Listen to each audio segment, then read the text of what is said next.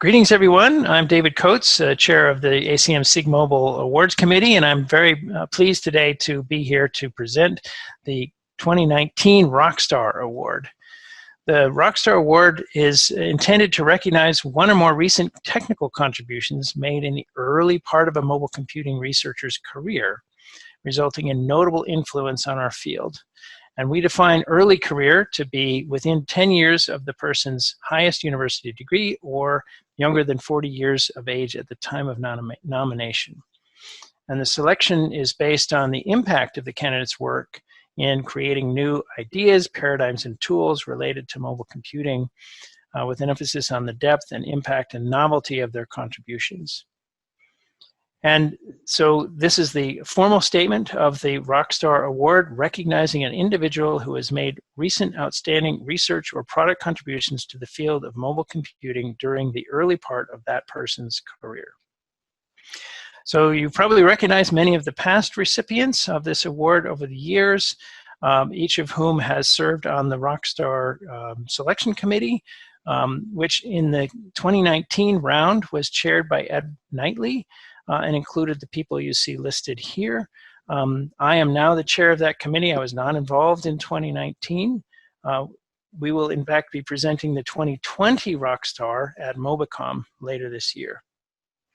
So I'm very pleased to say that the 2019 Rockstar Award goes to Zhou in recognition of her research examining unconventional wireless spectrum frequencies to build next-generation wireless systems and spearheading the field of visible light sensing, which turns the ubiquitous light around us into a powerful medium that integrates data communication and human behavioral sensing. Now, Zhou is well known to many of you, I'm sure. Just a little bit of her background. She got her bachelor's and master's at Wuhan and Peking University, respectively, and then went on to a PhD at UC Santa Barbara. And then, very wonderful for us at Dartmouth, she joined us as on the faculty and was recently tenured and promoted to associate professor. She has accumulated many awards over her time, including most recently a Faculty Fellowship Award from Dartmouth, and previously recognized as a rising star in amongst the N2 Women community, and previously the S. Sloan Fellowship and an NSF Career Award, and numerous Best Paper, Best Video, Best Demo awards from the top conferences in our community.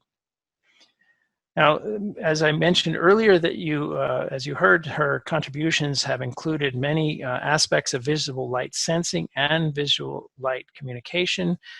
For example, using visible light mechanisms to reconstruct human skeletal poses, or light sensing and communication in extremely low light conditions, and recently gaze tracking with extremely low power glasses. Really cool stuff. And looking at the nomination materials, the kinds of effusive comments that come through include things like groundbreaking, creative, influential, par excellence, unconventional, transformative, etc. And so for all of these reasons that SIG Mobile is pleased and proud to give the 2019 Rockstar Award to Zhou. And I'll now hand over to the chair of SIG Mobile, Marco Grutisser, to actually present her the award. Marco. Thank you, David. Zhou, on behalf of the SIG Mobile community, it's truly a pleasure to recognize you with this award. With your groundbreaking research on unconventional wireless spectrum frequencies that is focused and inspired, you're truly a role model to the SIG Mobile community. I also want to mention your service commitments to the community on numerous program committees, but also to the SIG Mobile organization itself, that I'm very grateful for. So with all that considered, you are truly a rock star. Congratulations. And with that, I'm handing you virtually the award. Thank you, Marco and Dave, and I'm truly honored to join the rank. I'm fortunate to have worked with great colleagues, students, and I think to me, they are the true stars, and the award belongs to them. Well, thank you, Sha, and thank you, Marco. That was wonderful, and we're looking forward next to your keynote presentation here at MobiSys 2020.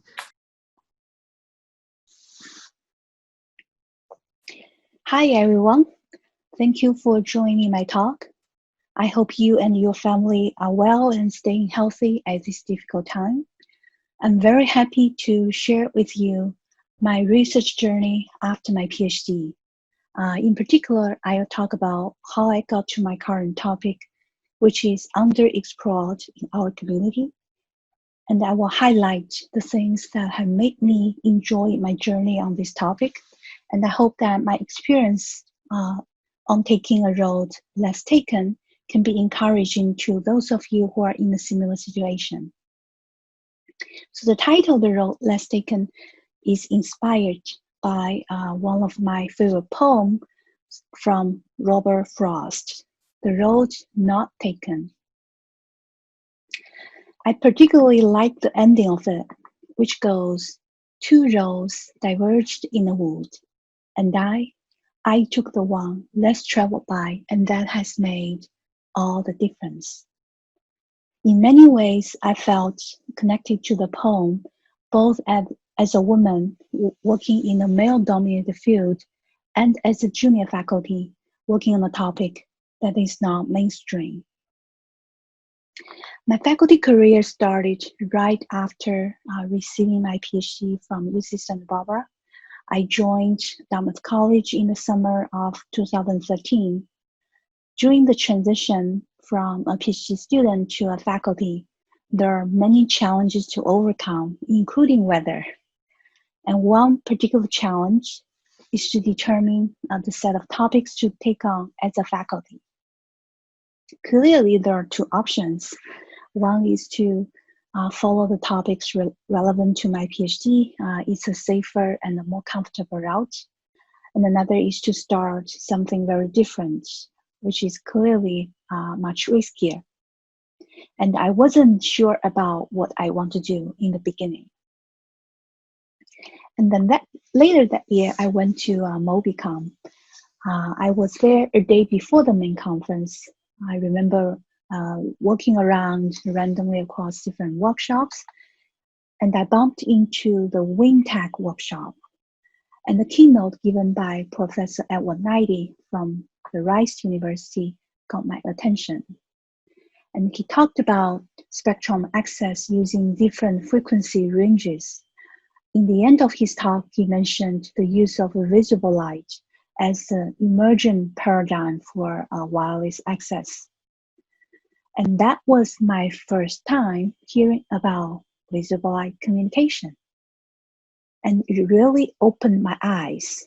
I was fascinated by the fact that the lights on the ceiling can one day be wireless access points beaming data.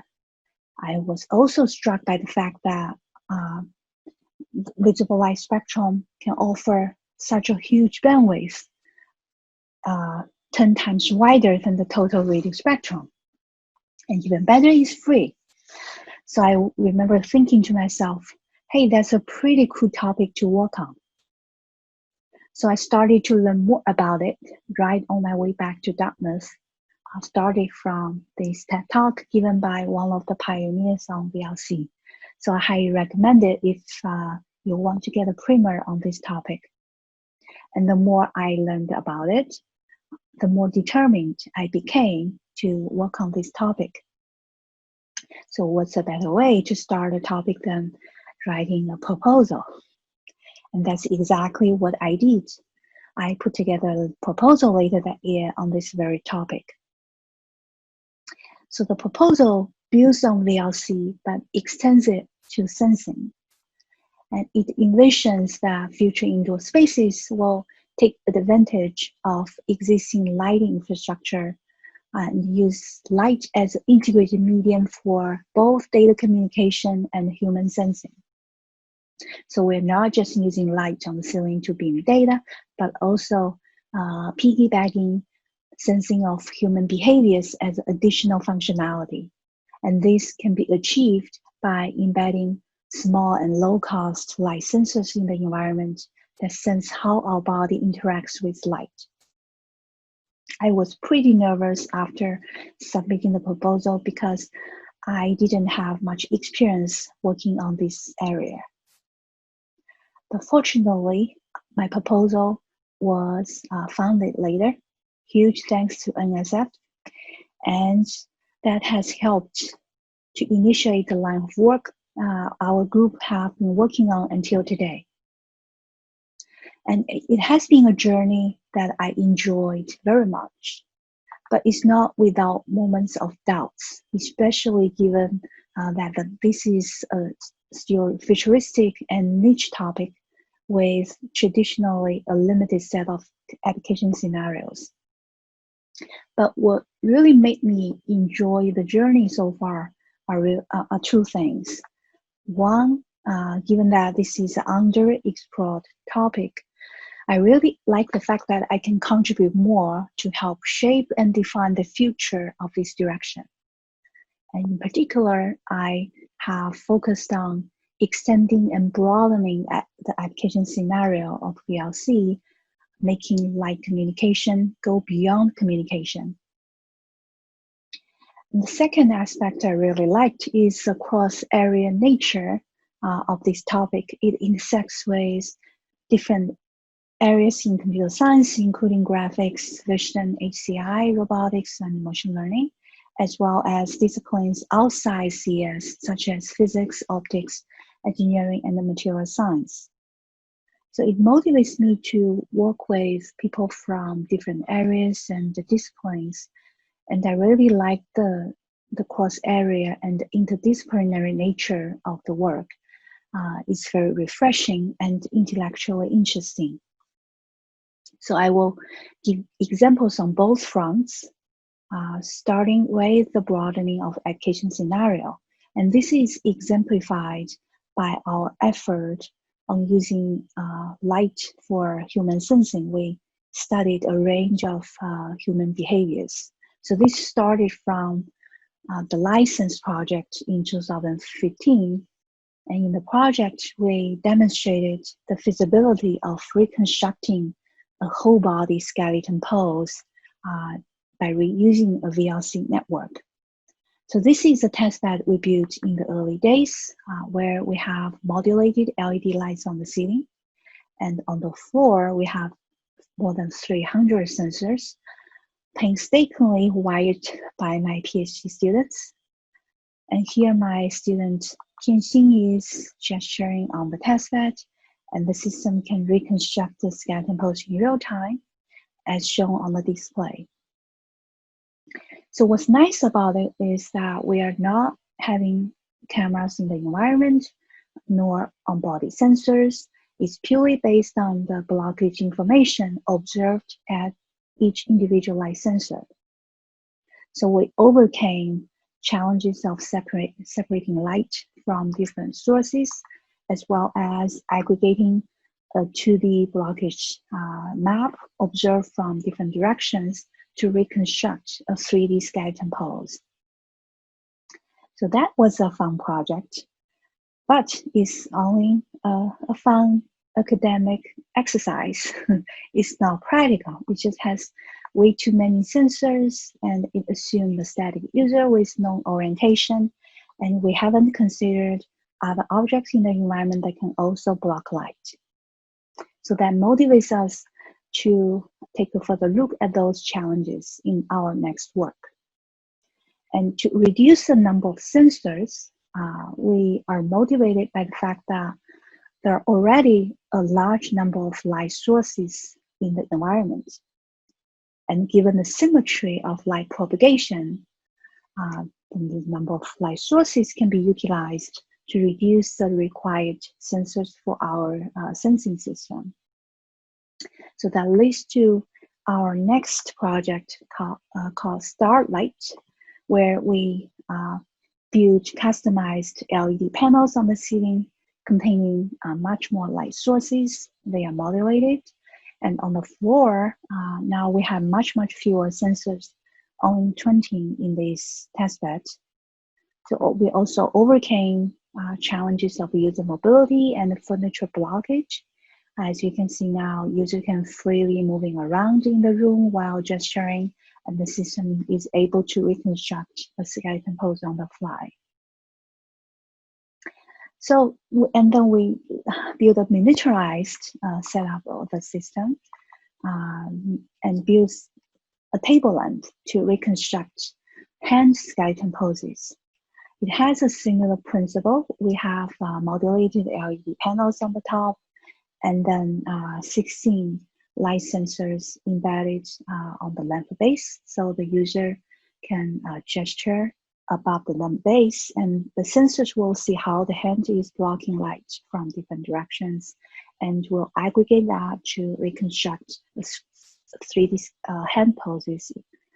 And here are some demonstrations on the reconstruction results.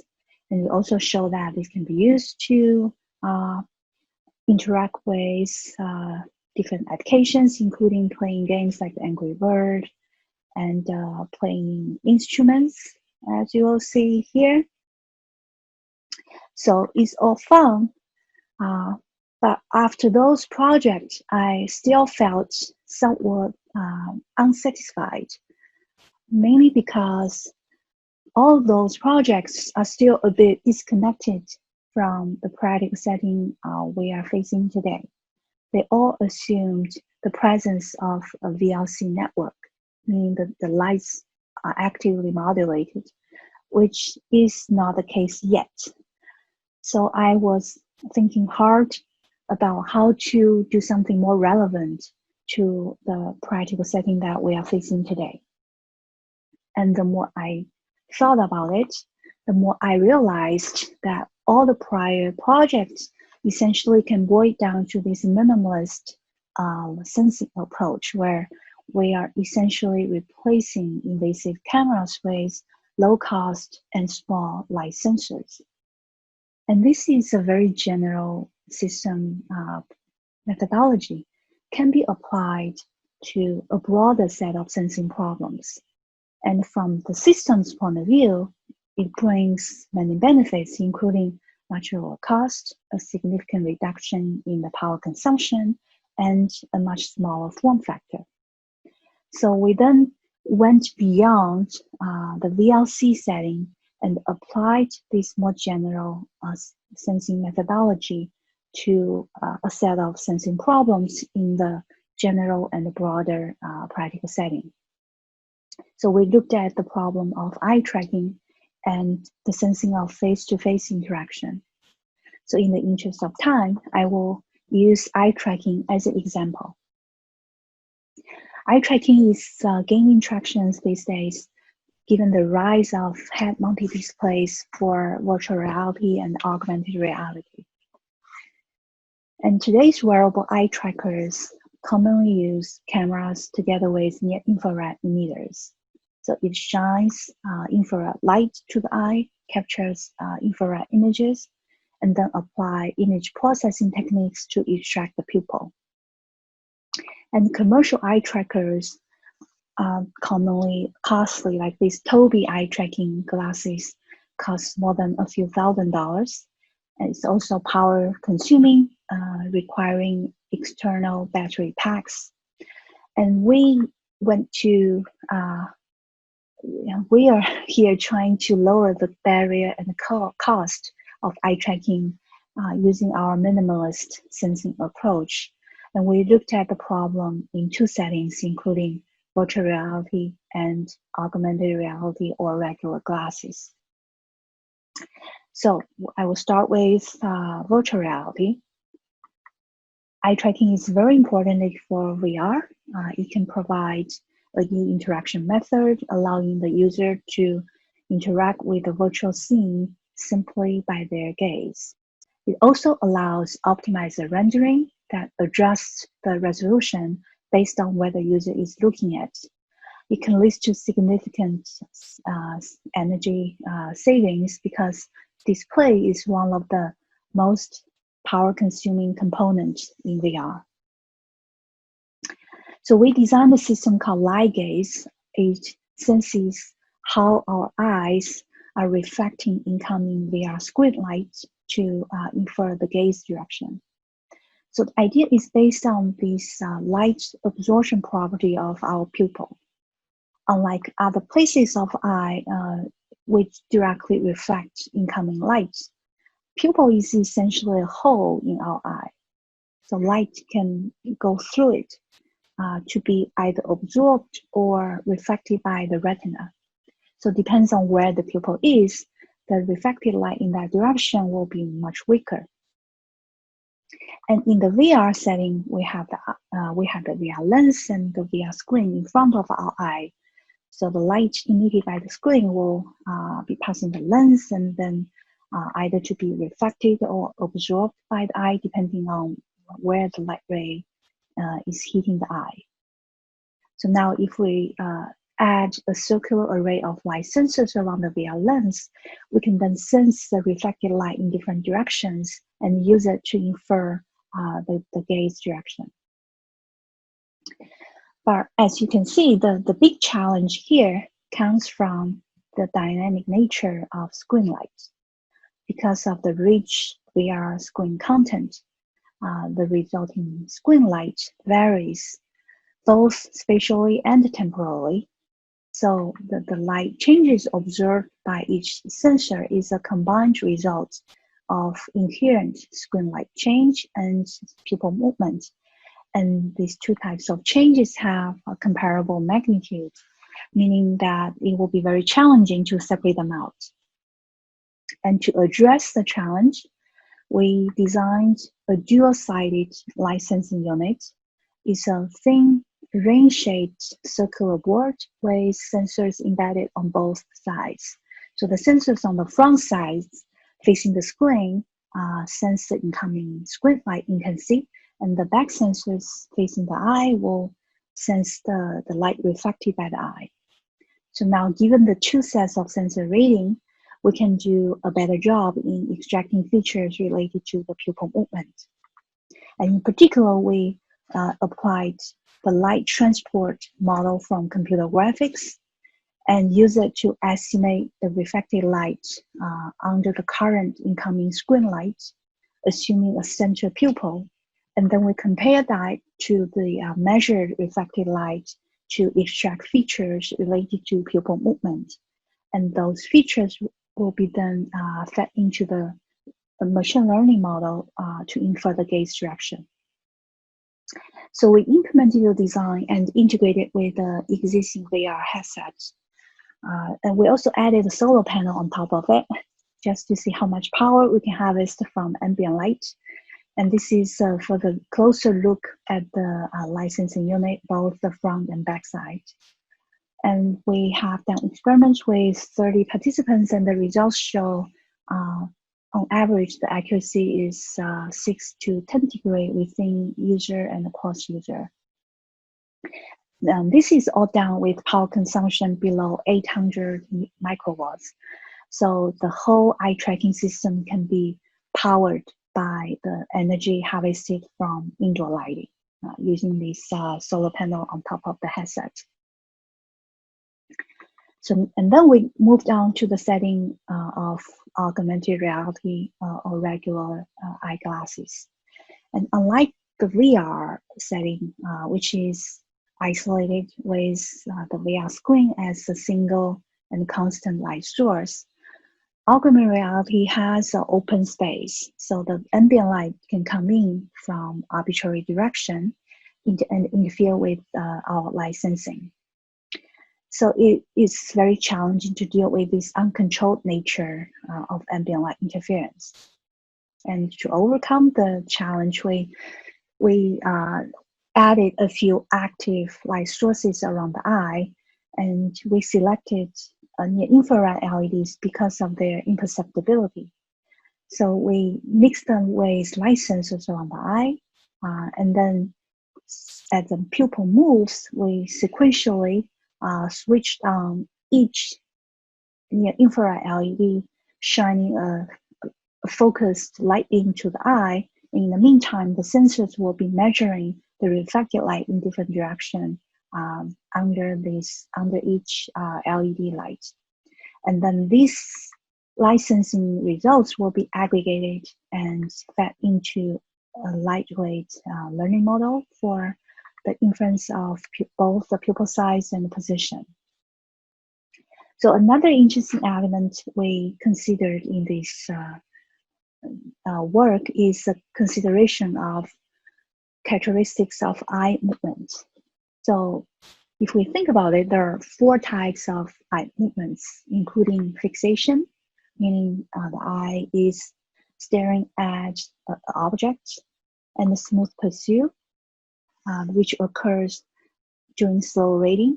The pupil moves with a low acceleration with a uniform speed, and blink, and saccade. Saccade has a high occurs when the pupil moves with high acceleration and a non-uniform speed.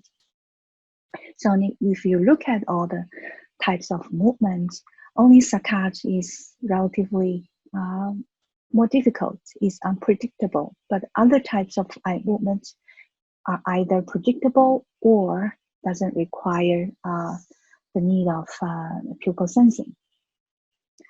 And interestingly, our pupil inherently moves in jerks, meaning it will fixate at one position for a while and then quickly jump to another. So it results in a sequence of fixation points with saccadic and smooth pursuit movements in between. And this means saccadic movement is taking actually a small fraction of time. And we further quantified the fraction of time taken by different type of eye movements using a user study where the user is performing a variety of activities. And what we found is saccade takes only 10% of the time on average. So my movement is predictable most of the time. And that's great news for the sensing system design, because that means we can utilize it to further save energy. And to do so, we can aggregate the most recent sensing results and use it to estimate the current type of eye movement. And only for saccade, the system needs to be running at a full speed, keep a high sensing rate for the pupil position and size. But for other types of eye movements, we can actually lower the sensing rate and mix it with predictive inference with much lower computation overhead and without sacrificing the sensing accuracy. And that leads to much more energy saving for the whole eye tracking system. So we implemented the design and fabricated these geeky looking eyeglasses, as you can see here. So we had, it's a standalone unit. We had a microcontroller that runs the inference algorithm online. And we also have this licensing unit with LEDs and light sensors. We also added two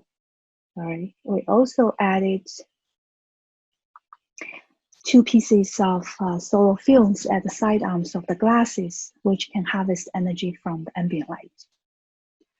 And we tested with more than 30 participants, and this is a demo video comparing the results from our eye tracker to the ground truth using a wearable camera.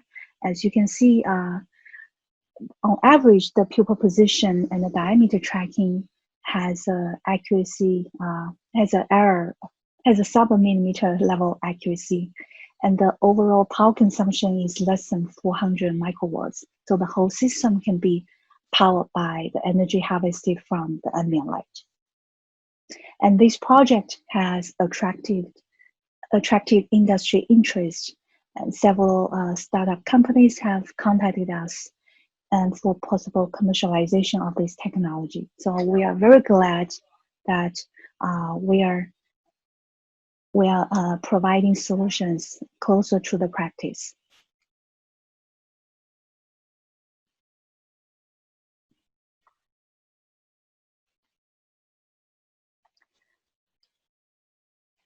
So now I will switch the gear and move on to the next aspect that I want to highlight, which is the cross-area nature of our exploration. I will use robotics as example and highlight our recent work of bringing like communication to underwater robotics.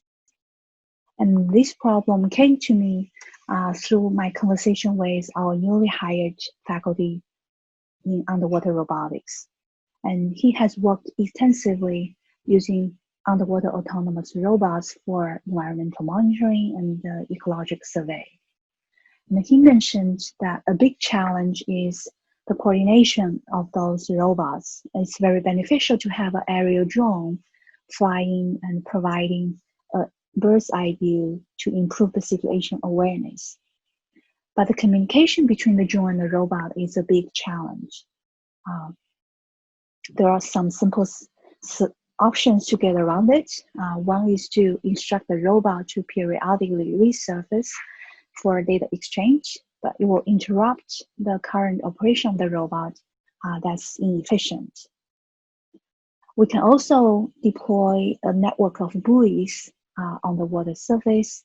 They can serve as a relay to facilitate the communication between the robot and the drone. But as you can see, it has a non-trivial overhead to maintain and deploy those buoys. So we have a clear need for direct air-water communication link.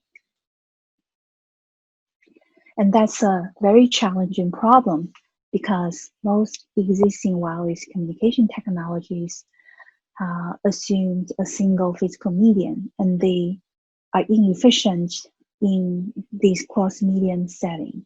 For instance, technologies using radio frequencies will have severe attenuation in the water.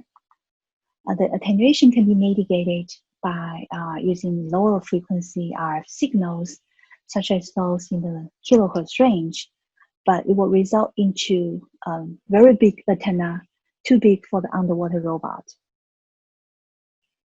And then acoustics won't work either because based on physics, acoustic waves will be bounced back by the air-water surface.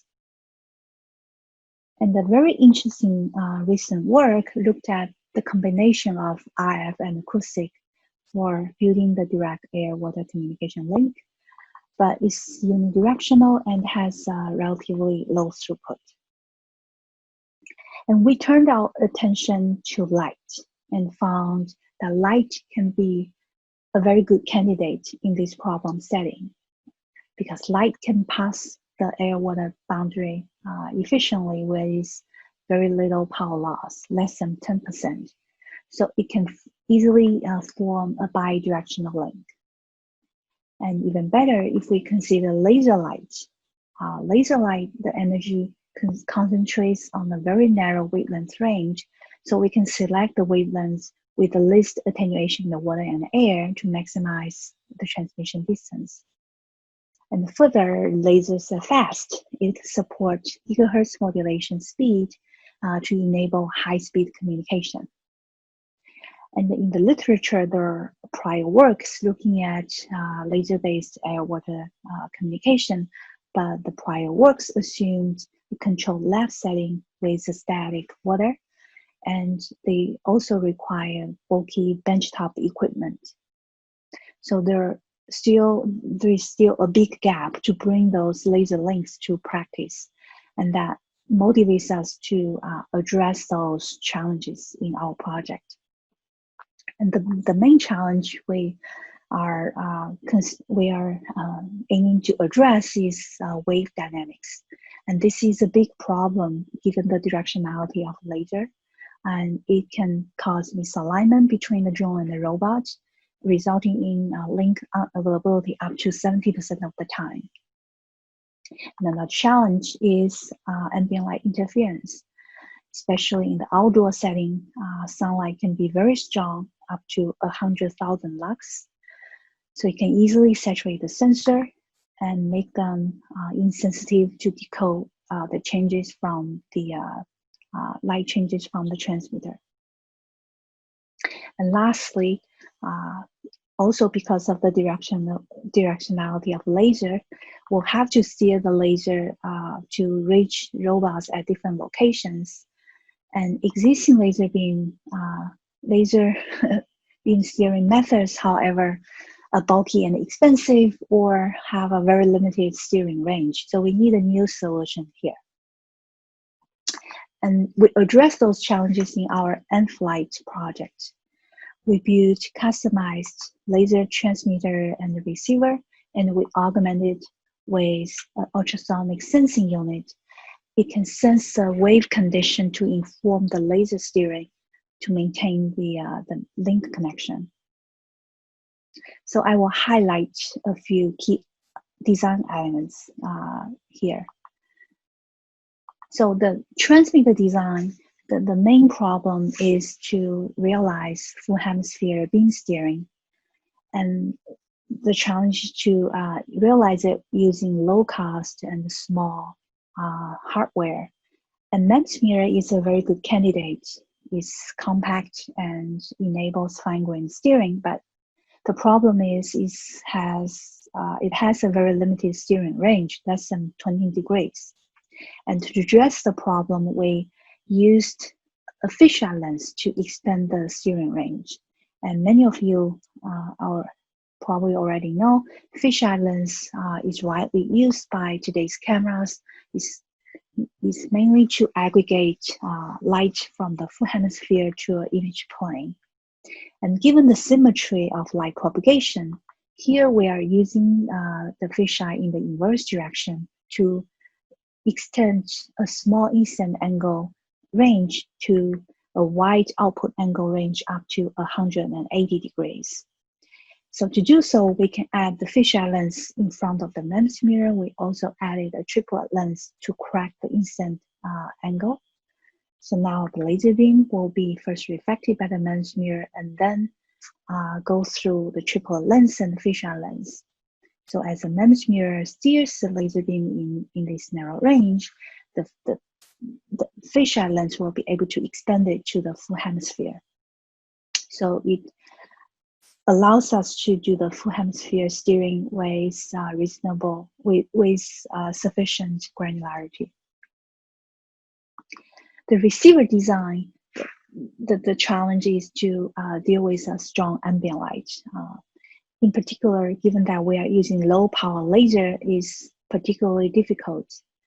But the good news is laser light energy concentrates on a very narrow wavelength range, as I mentioned before. Here is an example of spectrum energy distribution using our green laser. You can see it's very different from sunlight that contains energy over the whole visible light spectrum. If we look at the total energy and compute SNR, is measurable almost minus 13 dB. But if we add an optical filter to focus on the narrow range centered on the laser wavelength, we can significantly boost the signal to noise ratio to 4 to 5 dB. That is sufficient for basic communication. So now with the laser link, the basic laser link design, next we move on to address the dynamics of water wave. And we considered ultrasonic sensing because, again, based on physics, acoustic signals will be bounced back by the air-water boundary. And that's exactly what we want, because we want to sense the condition of the air-water surface. And we had an ultrasonic sensor array, probes the depth value, and then we collect those samples and feed them into a wave model to interpolate the wave surface condition. And as a proof of concept, we use the bicubic surface model from computer graphics, and it can be replaced by a more sophisticated model to deal with complicated wave conditions. And then based on this reconstructed wave surface, we then design the optimization algorithm to compute the optimal laser steering direction to maximize the signal to noise ratio. So we implemented the design using and fabricated prototype using low-cost and off-the-shelf hardware, and we put them into waterproof tubes for underwater experiments. The ultrasonic sensor array is not waterproof yet, something we're still working on. And we took those to a variety of settings, including swimming pool and water tanks. And we observed that the system can achieve 4 to 5 megabits per second data rate, even in the presence of wave dynamics. And it can support a transmission distance up to 6 meters. And earlier this year, we also took some components to Barbados for experimentation in the wild. And then we realized that underwater experimentation in the wild is hard work. Right now, we are still refining some components to make it more compact and able to deal with node mobility. We hope things will get back to normal soon so we can put them to a real flying drone and underwater robot for more testing in the wild. So with that, now let's come back to the question of selecting research topics. So today I shared with you my faculty journey that takes a research topic different from my PhD. But my message is not to suggest that everyone should take that route. In fact, there are many, many examples of super successful faculty who have continued the line of research they started during their PhD. And the goal of my story today is really just to provide an example that one can also succeed by taking a much riskier route. So if you are genuinely interested in a topic that is not mainstream, I hope that the lack of popularity of a topic doesn't discourage you from working on it. The key is really to follow what makes you passionate and excited and to do good work. And on a related note, I also think that we as a community should keep an open mind and welcome new non-conventional topics into our conference. This will make our community more vibrant with healthy goals. So last but not least, here is a list of the true stars I'm blessed to have worked with. I'm truly thankful to all my former and current PhD students. They are the ones sitting in the driver's seat who have made all the works possible. So they are the true heroes. I'm also truly thankful to my wonderful advisor, Heather, who has always been my role model over the years. She taught me to be confident and helped me to grow to an independent researcher. And big thanks to Ben Zhou. I have learned so much from his wisdom and benefited tremendously from his encouragement and support at multiple critical points of my PhD and faculty career. And I cannot thank Andrew enough for being such a strong advocate of me. He encouraged me to take on bold ideas, and he is a mentor and a true friend. Also, many thanks to my other female mentors in this field, Tenzin, Cecilia, and Robin. They are never hesitant to offer me career advice, both in terms of faculty research as well as work-life balance. They make me feel less alone as a woman working in this field. And lastly, many thanks to all my collaborators. I don't have space to put all their faces on, but thanks to their inspirations that broadened my horizon. I think I'm here today mainly because I met the right people at the right time to do the right thing. And with that, I will stop here and be happy to take any questions. Thank you. Well, thank you, Sha. It's a wonderful talk. It's good to have you here. If you can unmute and turn on your video, then we can take some Q&A. We're already getting quite a few questions, which is wonderful. And just for the audience, you'll find the Q&A button at the bottom of your Zoom screen. And there's already a few questions, and I will start. Well, I'll start at the top. The first one was a comment on the poem. I love this poem, says Yo-Yo, from that poem from Robert Frost. Of course, a Dartmouth alum, I have to point that out. And the next question is from Ish, who says, very inspiring talk. I believe it would be very challenging to guide PhD students, especially in a new research area that you haven't explored before. Can you please share your experience working with your students and your style of guiding them? Yeah, that's a very good question. It's indeed challenging in the beginning. And my experience has been to learn together with the students. I will find papers to read and assign them to the students. And in the meantime, I will discuss with them to hear about what they have learned from it. And also as they are working on different projects, I'm very curious about the low-level details because I need them to also learn together with them. So that's a very good way to strengthen yourself in terms of the background. And another thing I think will be helpful is to be mindful about the background of the student that you are recruiting, especially if you know the topic that you're going to explore. You might want to recruit students with relevant backgrounds, so that will be an easier route for you to jump into something new. And my first PhD student, Tianxin, has a background in computer vision.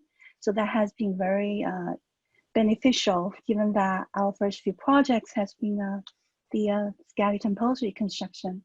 And I have successfully converted him to a system person.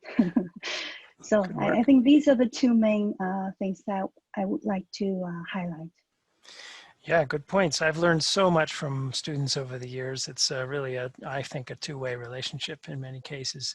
The next question is from Yo-Yo, again, from UCLA. Could you shed light, I think this pun may or may not be intended, could you shed light on how to classify the eye activity, this is for the ligase, I think, before the activity actually happens in the embedded eye tracker? It sounds magical. Yeah, so actually we are not doing that before the activity happens. So we are doing that hopefully within a short amount of time after the eye enters the new type of movement. So it's okay because for most of the activities that I have shown earlier, it can last a few hundred milliseconds. So if we can do the classification within tens of milliseconds, there are still a big chunk of the time that we can leverage, we can benefit from the classification and optimize the sensing behaviors later. So I imagine many applications that latency is sufficient. Are there some applications where somehow a shorter latency would be needed, or even predictive movements would be important? Yeah, maybe. And also for the 4 types of movement that I mentioned earlier. So saccade is the one that probably has the shortest duration, but the good news is we are not doing any optimization anyway. So for those that we can optimize, like blink and fixation and smooth pursuit, they typically are longer. So latency is not a big problem in this case, but I imagine in some other cases it might be. And that means we won't be able to do optimization that way. Okay. I'm going to ask the next question, but I'm going to remind the audience, if you have questions, please use the Q&A button at the bottom of the Zoom window. So the next question is from Robin. First of all, my biggest congratulations. You have more than earned this award. It seems that much of your success comes from the breadth of your research and your ability to bring new cross-discipline research into your projects. How do you tackle new research areas that you bring into your research? Yeah, that's somewhat related to one of the earlier questions.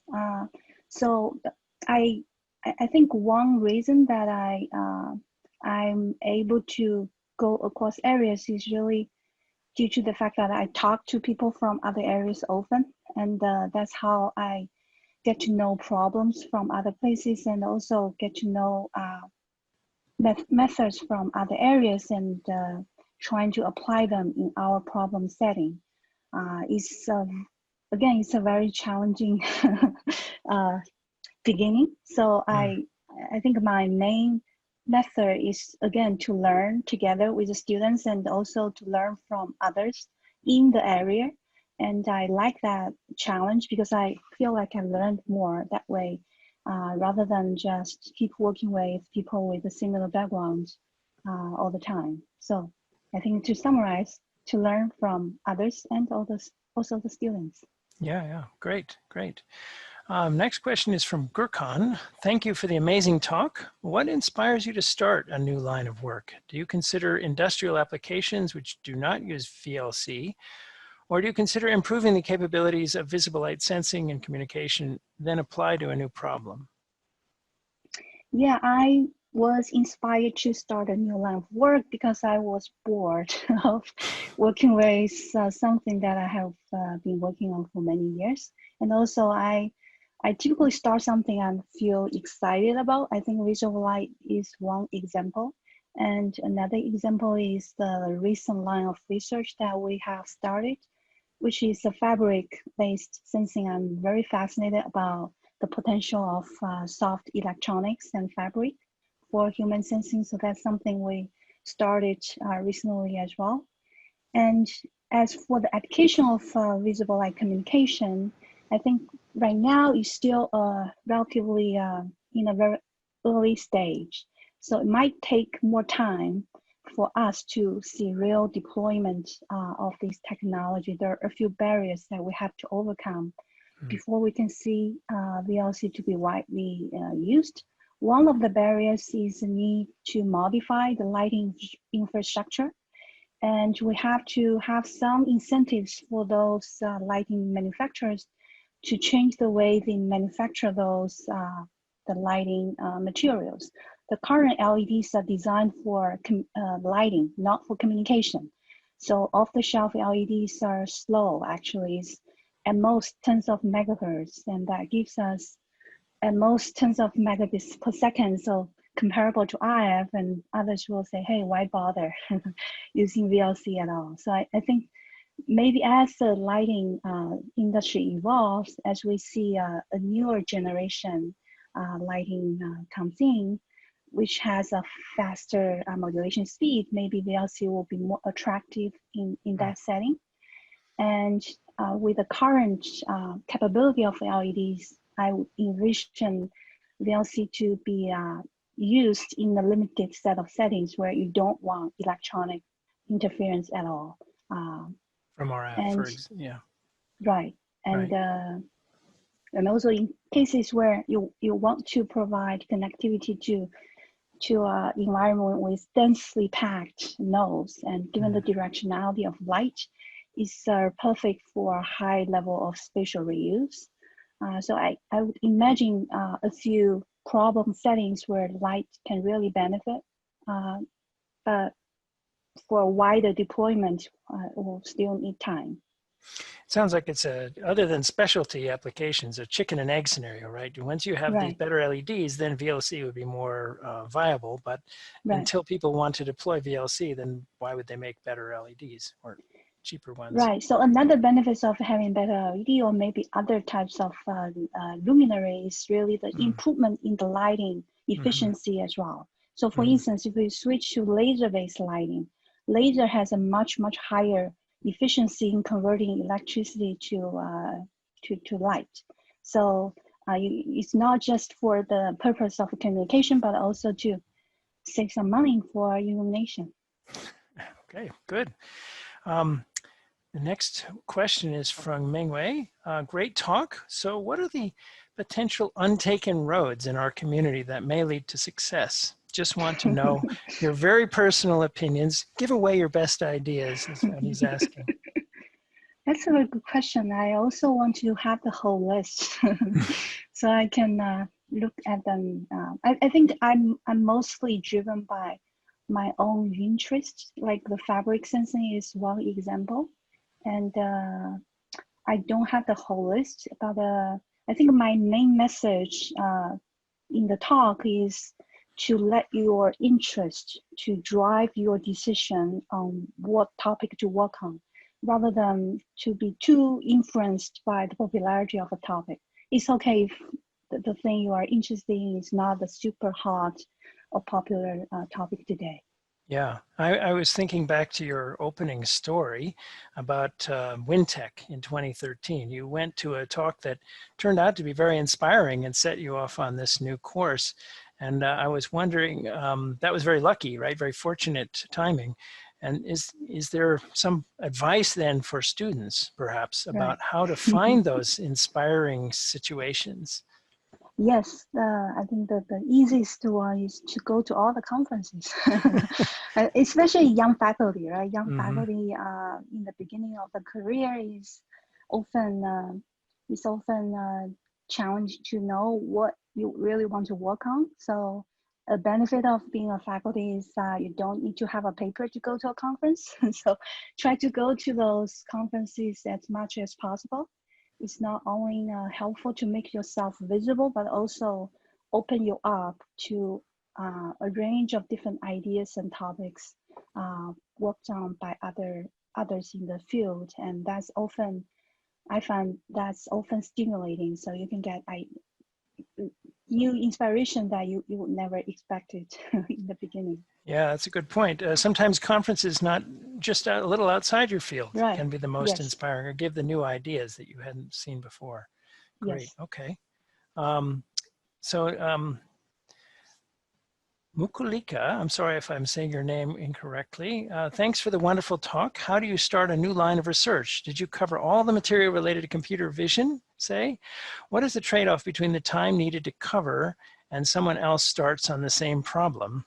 Also, what experts on that field might have solved a similar problem?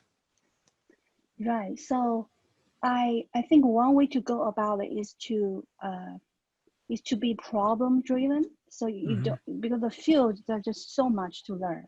You never have the energy to be expert on all the fields. so you find a problem that you are genuinely interested in, and then see what are the necessary skills or background that I need to know before I can tackle the problem. Maybe that can help you guide the selection of the material that you want to learn. And find a person who already has expertise in that area. It sounds Right. like you're very good at that as well. Finding the right partners who can teach you or learn with you. Yeah, Right. yeah, cool. So Elahe says, congrats, Shah, very inspiring talk. What are some steps you would take or things you would do differently through this journey? In reflection, I think one thing I would do differently is to say no more. I'm not a good person of saying no. Especially in the early stage of my career, I always say yes whenever I was asked to do anything. All the TPC meetings and all the committee services, I feel like that's probably too much for me in the beginning. So, I remember that. so as a general advice to the young faculty it's okay to say no to some of them, and Good. so that it will make your life easier and have more energy to focus on the research. Yeah, good point. Yep. Now from Village Co. Again, apologies on my pronunciation. Great talk and nice to see a UCSB alumna receive this award. Congratulations. One question, can pupil dilation be detected with the NIR LED approach? Yes, it can. As I said, one of the output of the system is pupil size. So because the size of the pupil will affect the amount of light that can be absorbed. So, so the pupil size will be reflected in the sensing data that we have collected. So yes, we can detect the dilation using the method. Well, that relates to a question that occurred to me, which is whether there might be some health metrics that you could sense with this, because pupil dilation and perhaps other aspects of movement do relate to certain health properties. Yes, definitely. That's actually one of the applications that we had in mind when we first started the project. There are actually a lot of different health issues that will have a unique pattern in the way how the eye moves. So we can actually learn more by looking at the eye sensing data and try to extract those patterns and see how they are correlated with different health issues. And hopefully that can be helpful for detecting early symptoms of certain health problems. That's definitely one of the motivation applications. And actually one of the startups that have contacted us is working in the health domain. So they are trying to build a AR headset for diagnosing the health of the eye, and they are intrigued by the low cost nature of our method. So health is certainly one application that can benefit from the system. Oh, great. Okay, very good. Now from Akarsh, fantastic talk, already a fan. What were some of the difficulties you experienced during your journey and how you overcame them? Yeah, so in addition to the saying yes too much problem I had earlier, another thing I have been overcoming, and maybe still today, is really to be more confident, and to maybe that's something related to my personality. So I'm a shy person, so I think one difficulty I have been overcoming during the journey is to be more confident and believing in my the idea of myself, and that's often hard. And but we have to learn to do that to be able to go out of our comfort zone, and that way we can really learn more. And also to grow a thicker skin and don't be too sensitive about how others are perceiving you. So that way you will be able to seize more opportunities and improve yourself more. Yeah, great answer. Well, now you're a rock star, so you should have plenty of confidence. You deserve it. Other questions, people? We have some more time. And at the moment, the Q&A queue is empty. So please find that Q&A button at the bottom of the Zoom screen and take advantage of Shah's wisdom.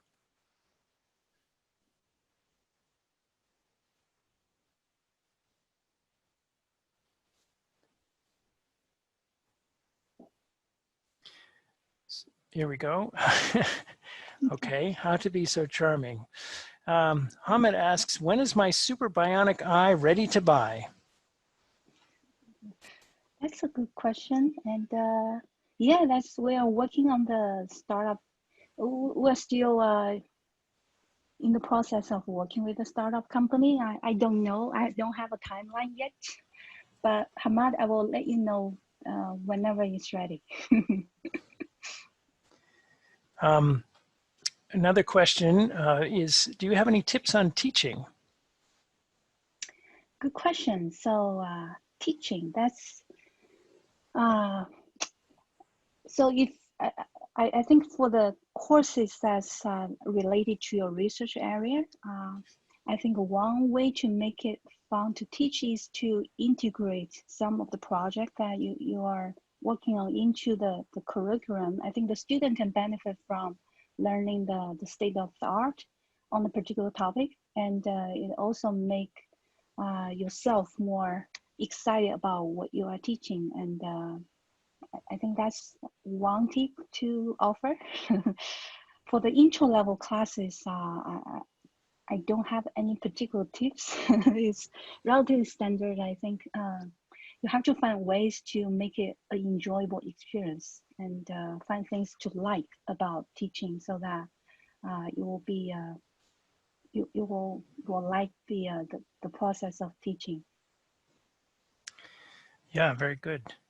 So you've mentioned startups a few times, Shah. Do you see yourself as an entrepreneur, starting a company yourself?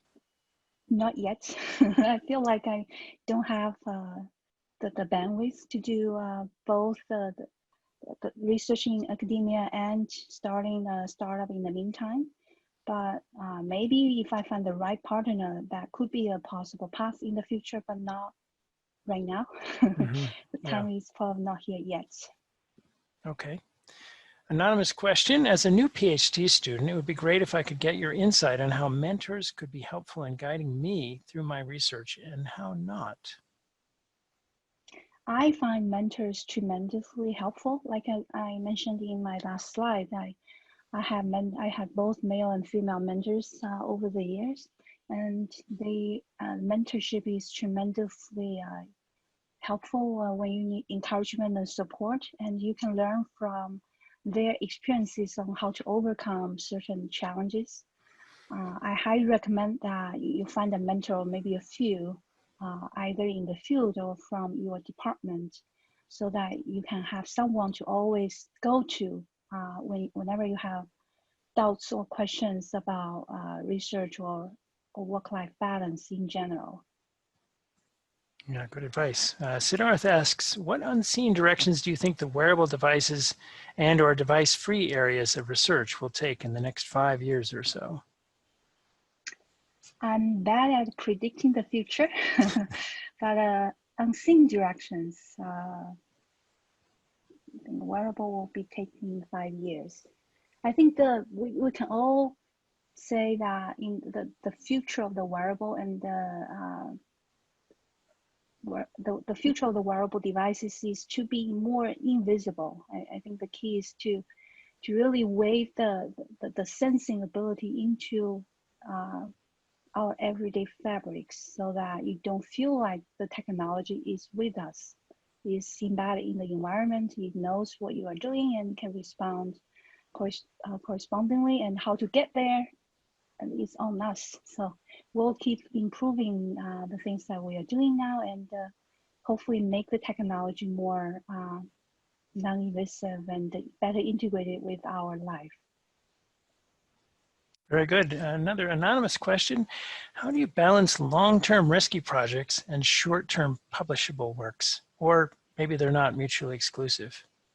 Yes, you might want to do both in the beginning, because given the risk of pursuing something you are not sure about the outcome. So it's good to have a balanced set of projects. Some of them is probably a shorter term and it can be easily publishable, and some others it's more like a fishing expedition. You can be more you can be riskier and try some newer directions, but don't put all the eggs to the risky ones. And having a balance of both types of projects will be beneficial for a junior faculty. Somewhat related, when you're starting a new line of research, how much time do you think is reasonable to spend on the literature review? How much? That's as much as you can find time to do research review, and you can actually also offload some of the review tasks to your students, so that it can make the work you do more efficient. So you don't really need to go over every paper, get to read every detail by yourself, but you can have the students summarize it for you and learn together with the students. And that way the student also get an opportunity to learn how to read papers. Yeah, I don't know the exact percentage, up to you, depending on how much time you have. Ahmed asks another question. It's often hard to secure funding for crazy new ideas. How would you have gone about making your ideas happen if that first grant hadn't happened? Yeah, maybe take a look at the funding opportunities in the local institution. I know in Dartmouth we have a few seed funding opportunities, especially for this purpose, right? So before you have enough results for applying for an NSF or DARPA grant, you can start with those smaller grants just to get something started and get a sense of the feasibility of certain ideas, and then will better prepare you for those bigger grants down the road. Yeah. Masen Kong says, very nice talk. As a PhD student, I'm curious how you learn to write and improve your writing skills. Practice, write, and write. And also do not hesitate to talk to your advisor about why they made certain modifications of the version you have written. I found that I have learned so much from comparing my initial version of write-up to the one my advisor has modified. And I think those deltas can be very beneficial for you to see, oh, how things can be improved in the writing. So practice, and advice. Very good. I remember my advisor scribbling all over my papers when I was learning. She had a big red pen. So he writes, what is important in collaborating with other professors and students? Sometimes it is hard, yet it is important, as one cannot do everything alone. Any advice? Collaborating. So again, driven by the problem that you are trying to address. So because you are working on something that's involving an area that you don't know too much. So don't hesitate to ask them for advice on what representative papers to read, or if I have these problems, say, related to robotics, what are the right set of libraries that we should use? So they can give you point of references on certain components of the project that can really save your time to do that by yourself. Yeah, so really make use of them, make use of those experts so that you can be more efficient in collaboration with people in other areas. Very good. I think we have time for a few more questions before the session ends. Hua asks, could you share tips on how to write a successful proposal for a first-time writer? One tip is really to write it maybe and guided by a senior faculty. Do ask advice from senior faculty when you are preparing your first proposal, because they have much more experiences to offer and can give you advice on how to improve the story and what level of preliminary results that you should prepare in the proposal and so forth. So do talk to senior faculty and have the draft of the proposal ready earlier so that you have time to send it to senior faculty for advice. Very good. Yo-Yo asks, do you have any advice for a first-year MS-PhD who is interested in going to academia, especially on how to find a good idea?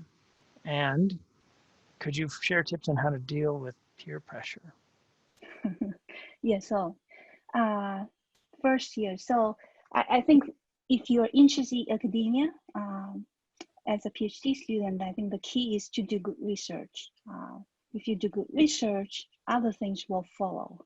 I think that will be the most important thing. And then another is in order to find good ideas, go to those conferences and go to the talks whenever you have the opportunity to attend the conference, especially those not necessarily in your area, because that's how you can actually learn more by listening to talks that you don't have real expertise on. So that's probably my advice for finding good idea. And then peer pressure. Yeah, that's a challenging one. I think that goes back to the challenge I mentioned earlier of learning to be more confident and believe in your own idea. So it will take time, and also good to have a mentor to talk to in those cases so that you can learn through experiences and gradually gain more confidence by working on multiple projects. So the more experiences you have, probably the more confident you will become over time. Thank you, Sha. I'm afraid we won't be able to get to all of the questions. It's been wonderful to talk to you today, and you've given, I think, a lot of very helpful advice to the younger students and faculty. Thank you, and congratulations again. Thank you, Dave, and thanks, SigMobile. Thank you, everyone who attended, and look forward to seeing you in the next session. Bye, everybody.